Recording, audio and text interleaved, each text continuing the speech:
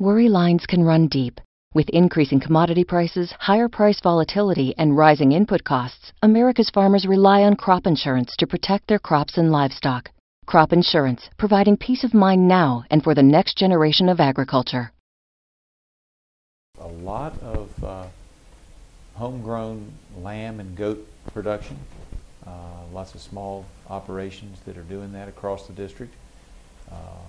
And of course, grow a fair amount of corn, and it's always been an area that has grown some fruit, so a lot of folks have fruit operations. Not anything near as big as what would have been there 100 years ago, but there's still some apples and peaches and things that you would expect in northern southern state.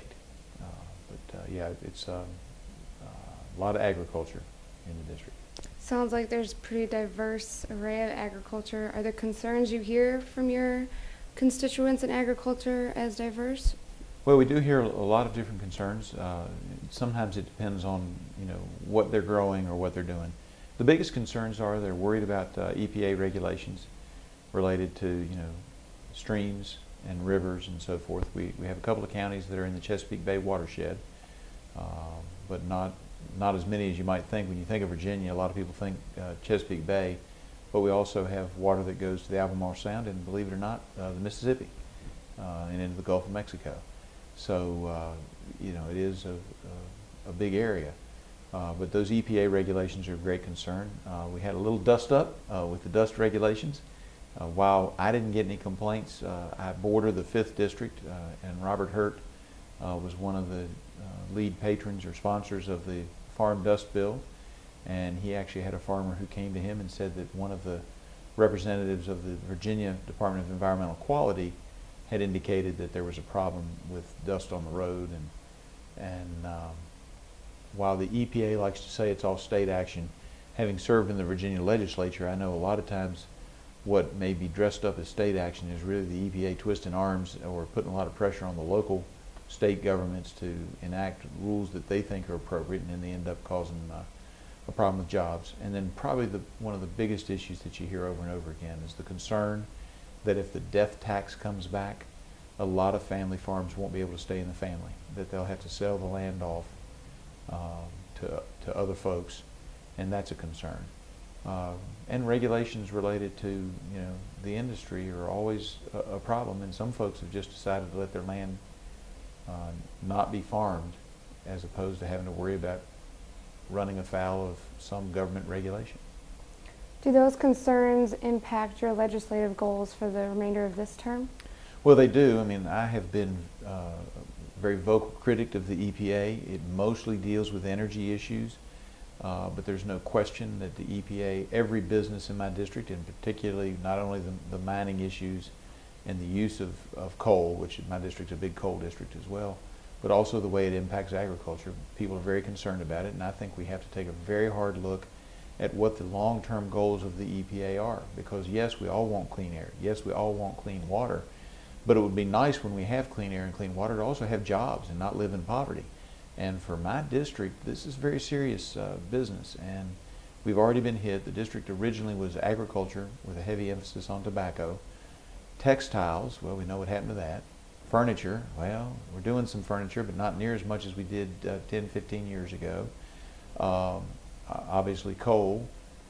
So when you take away tobacco, textiles, and furniture as being major parts of our economy, what we have left is the farming, the agriculture that's remaining, and then things that are connected with coal. We do have research university, Virginia Tech, and other universities in the district, and we have some diversified industries, but nothing that takes the place of what we've lost.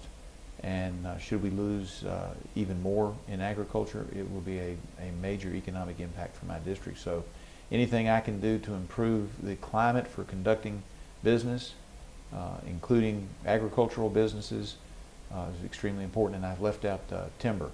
We have a lot of timber in the district, and there are a lot of lumber companies, and most of them are small and medium-sized operations, but I wouldn't want to leave them out because it's a big part of the cash coming into the district is timber products. You're a member of the Energy and Commerce Committee. Yes, ma'am, I am. Do you have ideas about how ag policy can incorporate energy in the best way possible, even with a tight budget? Well, I do think that, I have this program I call the 4Ds. It's drill, the president likes to say all it is drill, drill, drill. Well, that's not quite true. It's drill, dig. Obviously, drill's oil and natural gas. Dig is coal. Discover, and then deregulate. I think ag can be helped by deregulation of some of these rules that I think this administration has brought in that are not helpful. I think they're counterproductive in many ways. And then discover. I do think there are ways that we can use some of the biomass, some of which may be byproducts in many agricultural production situations, that we can use those to try to create more energy that then helps agriculture and silviculture. But it's about making a climate for business in general, including agriculture, that I think is most important, and where people don't have to worry that there's going to be some new rule come out after the president feels more flexible, as he indicated to the Russian leadership.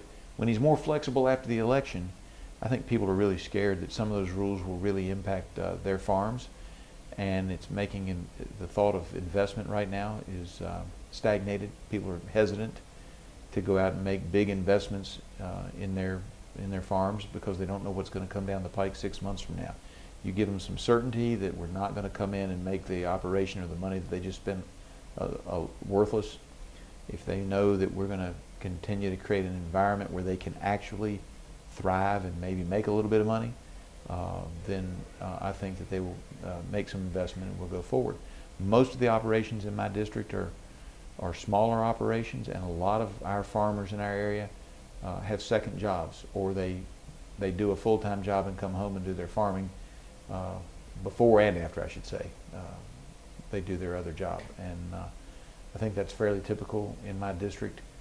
If you put more pressure on those folks, they just fold up and they don't produce the products that they've been producing, and then of course food cost goes up, and people in the big cities start going, how come our food costs so much? Well, it's because you didn't pay attention to the family farm. You mentioned that the environment's a little uncertain right now. Yes, ma'am. Do you feel that some of your overall goals in your first term have been reached to maybe improve that environment a little bit? Well, I feel like we're making progress, predominantly in that I think that some of the folks in the administration that were putting out a lot of regs left and right realized that they had to back off. I mean, even the president mentioned in his State of the Union address how he got them to back off the milk fat/oil regulations that were scheduled to come into effect in late 2011. Now, I think that made perfectly good sense, but I think if we hadn't been putting pressure on them from Congress, who knows what they might have done.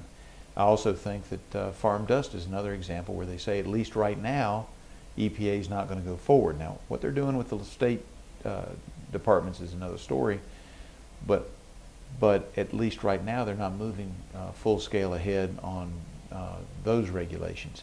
So I think that we've backed them off a little bit. Am I happy? No, I think we need to be doing more. We need to give more assurances to farmers out there that they don't have to worry about the government coming in and basically putting them out of business. Lastly, can you tell us a little bit more about your personal background and why you chose to run for Congress? Well, I'm a small town country lawyer from Salem, Virginia. I was in the Virginia legislature for 17 years. The last 11 years I was the House Majority Leader. I was the first Republican Majority Leader in the history of the Commonwealth of Virginia. Very proud of that. I was very happy being in the Virginia House of Delegates. But Washington was a mess, and I realized that there was an opportunity for me to maybe make a difference up here in D.C.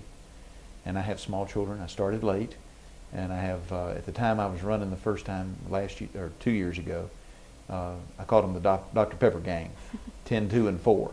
Now they're 12, 6, and 4, but at the time they were 10, 2, and 4, and I felt very strongly that I didn't want to look them in the eye when they turned 30 and said, you know what, I could have made it better. You all could have had jobs here in our home area, but I chose to sit on the sidelines and not make the fight.